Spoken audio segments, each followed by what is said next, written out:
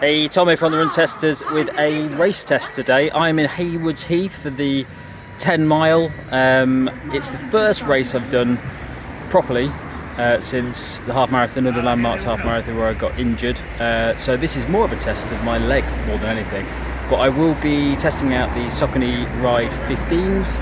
I've got a pair of CEP socks, which I can't remember the name of at the moment, and I'm also trying the Anchor Soundcore 3 headphones out as well. So aim is to basically finish at a competent pace. I'm not going to go all out, I'm not going to try and get a PB or anything. I want to feel like it's a race again and not like I'm just trying to finish. So we'll give it a go, and I'll report back in a bit.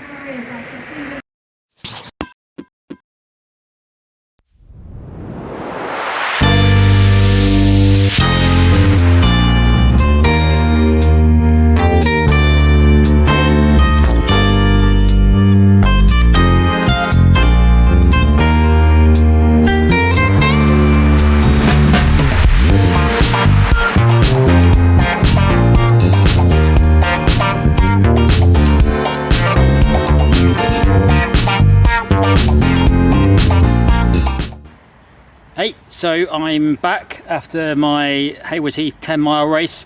It was tough. It was a really tough 10-mile race. It's very undulating, some quite nasty hills in it, but it's beautiful as well. It's a really nice course. It goes on quite a few roads, but also it goes into the woodland, and it's really enjoyable. It was a perfect day for it. It wasn't too sunny, fairly mild, so yeah, fantastic day for it, but definitely not a PB course. I'm also a massive fan of, if you've ever seen any of my races in the past, you'll know that I used to live in London. I used to be a big racer in a lot of the big races in the capital, and more recently I've really got into these local races. I really like them. I think they're really nice. There's a lovely community feel to them, loads of running clubs, yeah, and it was just really well organised, loads of marshals, really on top of things.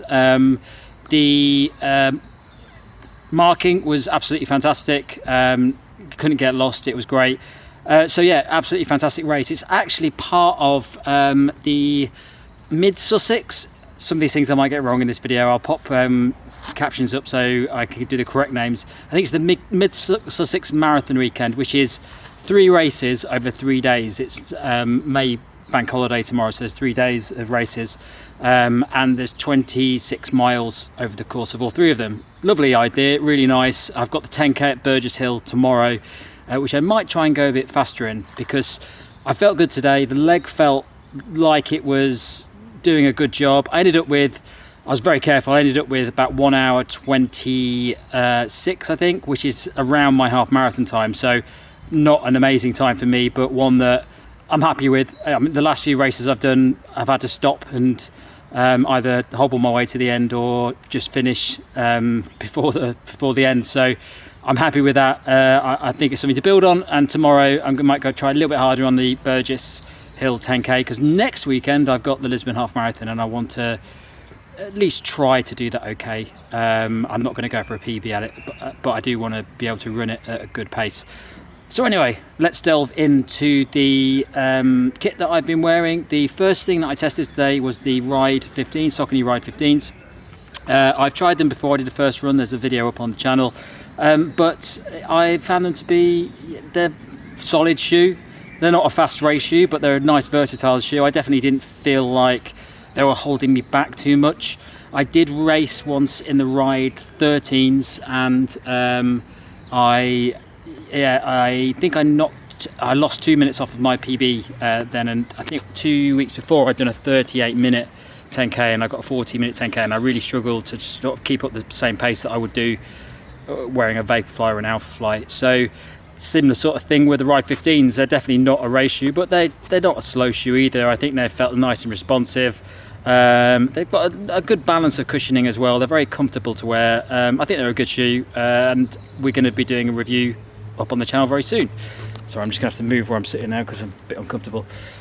Okay, the next thing I tested today were these headphones. These are the Liberty Pro 3 Soundcore headphones. Again, might have to pop that up in the captions. I absolutely love these headphones. I think these are great. They're not really specifically an active headphone, although they do talk about running and Fitness on the website. I think they're fantastic. The sound is probably one of the best I've heard for dance music. I really like dance music, and the sound is just fantastic for that. I also think they really stay in well. They're bigger than most of the things I normally wear, like Jaybird Vista 2s or Jabras, but they've got this wedge design where it really sort of sticks in. I had no movement at all throughout the whole run. So yeah, really impressed with these, really comfortable. The only thing I would say about them is that there's a massive learning curve to using them. They have touch sensitive pads on the outside of the buds, which are very sensitive, and when you first use them, it's a little bit counterintuitive what they actually do. You really have to get down on the app and play around with the settings, turn things on and off, test things, work out if it's a double tap, how quickly you double tap, because if you double tap too quickly, it thinks it's a single tap. So it's worth playing around with those settings when you get it. But I luckily did, because I was playing around with it yesterday. So in the race today, absolutely fine, fantastic. I did have a couple of moments where it cut out for about a second, but then it was fine. So really big fan of these. Me and Mike will be doing a video of those very soon. Other things that I tested today, I did some socks, so CEP socks. Can't remember what those socks are called. I'll pop that up on the screen. They feel fine, solid socks, no issues at all. Didn't feel any rubbing, felt very comfortable.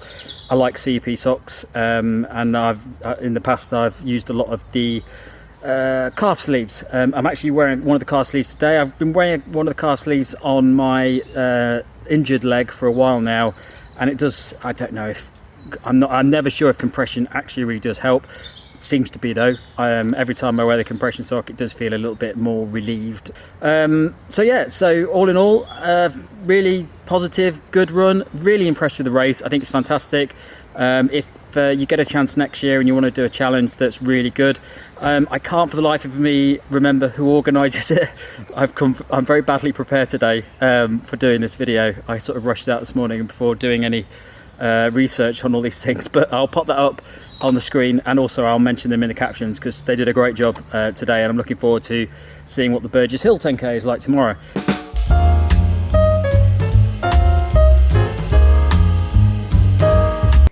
Oh, one more thing to add. I keep meaning to do this every time I do a race.